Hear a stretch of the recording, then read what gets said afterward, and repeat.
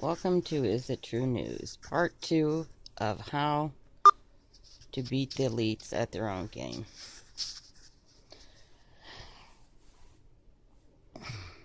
We must not allow them to define the household as an industry. Our homes, our household, are our haven. It's our personal space. We cannot allow them to define it as an industry. You in your own household may define it any way you like, but outwardly, even if it makes sense to you, it is your home. It is not an industry. Your children are not products. You are not a product. And we must stand firm on this. We are not products. You have to understand the way these people look at everyone else. And you've heard the term useless eaters and that sort of thing. Well, it really is much worse than that. If they could fillet you and stick you on a grill and eat you, they would. Because that's all you are. You are a slave to them because you're stupid. That's their words. And the reason they think you're stupid, and this one I might have to agree, is because we allow them to continually get away with robbing us. And we have become accustomed to it that we stand in silence and allow them to do it. You know, your statement in your bank. In our government, the U.S. government is like the worst offender. We have to collectively, if we can come together on this one thing, then everything else will fall our way. And the Federal Reserve. And don't allow them to scare you about some kind of horrible financial collapse and you're not going to be able to eat. That is total bullshit. The Constitution allows Congress to print money for schools, for roads, for repairs, at will, and it retains its value. So, why are they borrowing it from the Federal Reserve?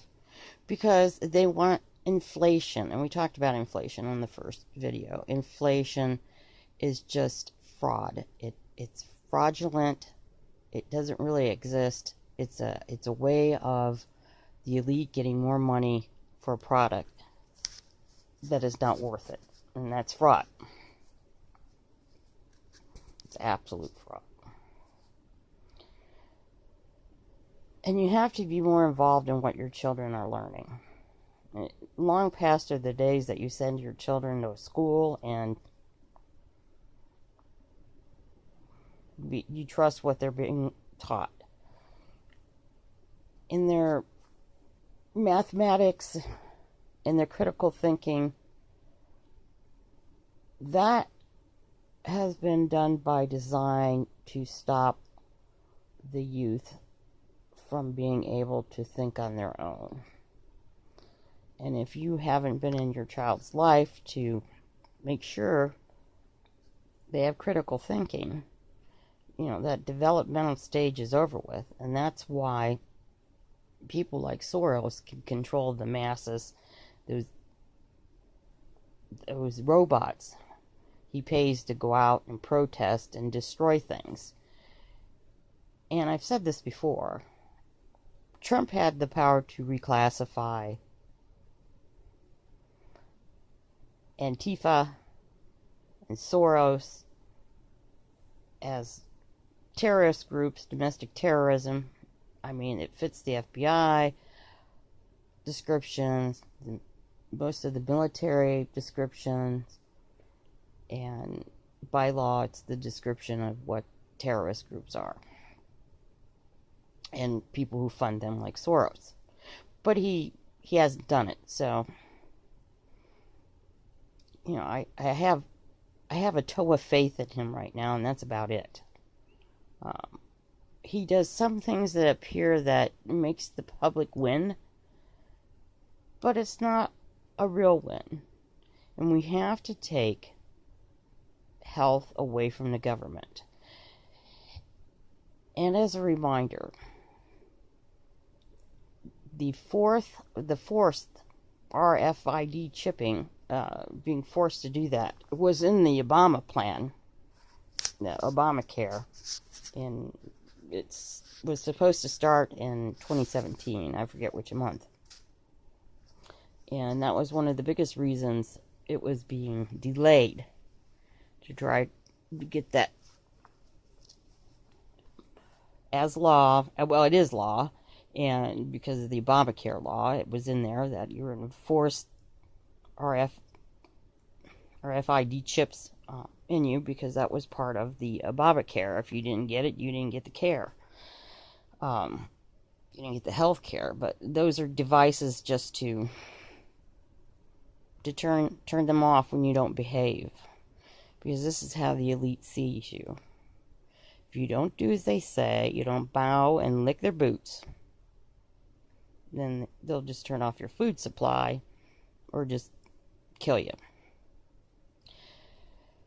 Now, a word, and this will tie into what I'm talking about. Scientology. If you don't know anything about Scientology, watch those Leah Remini A&E shows about Scientology. And what you're going to find out is that Scientology was the springboard test model for the elite to get people to do what they want. When you listen to it, you can see exactly what's going on in our society today that happened to millions and millions of people in that Scientology religion, where the elites in Scientology have total control over their lives, their families' lives. If you don't do what they say or follow their rules, or you can't even speak bad about or have an opinion that reflects poorly on Scientology, or else you become a combatant or a dissident. I mean, the words are even so close to what Obama was doing. And these things are carrying through. And make no mistake, this is all about attacking the American way of life and taking away our freedoms. And if we don't get out there and start exercising these freedoms and saying no, we want to end the Federal Reserve right now. And we have to come together on that first. And everything else will fall right into place. We have to end the Fed. It will not cause people to starve massively. The only thing that's going to cause people to starve massively is we keep allowing them to use their weather weapons on us. Have you ever noticed how the crop states are attacked more than any other states? Again, inflation. Raise the price of corn because they've got stock in corn. I mean, all the telltale signs are there. All you have to do is look. But they count on people being lazy. So we need not to be lazy. We need to put on our critical thinking caps. And as soon as they start hyping up a North Korea situation, they want you to look left instead of up or down or right. So when they get you to look this way, instantly look everywhere else first, because I guarantee you, where they want you to look will not go away and you won't miss anything. So look what they're trying to get you. And you notice the North Korean stuff came around when they said they got this Obamacare ended. Now, what did they really end? What did they give us? What's happening with this? Are they forcing vaccines on your children? Are they going to RFDI chip you, or whatever they RFID chip you, and force you into that? And we cannot allow them to go cashless. Cashless society, although it sounds convenient, is there to hide their crimes of stealing.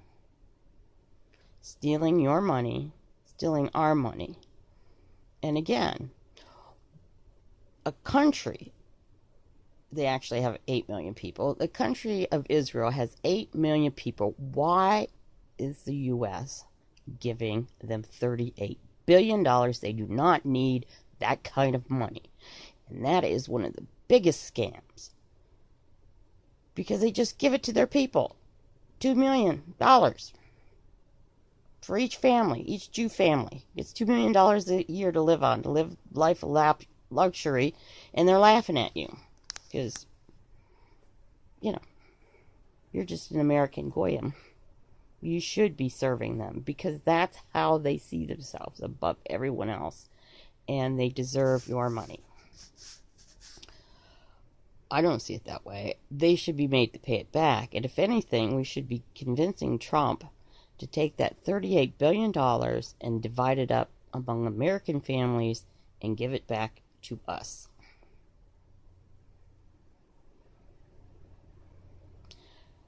Well, I'm going to end this here because it's getting too long. And we'll go with part 3. Thank you very much for listening.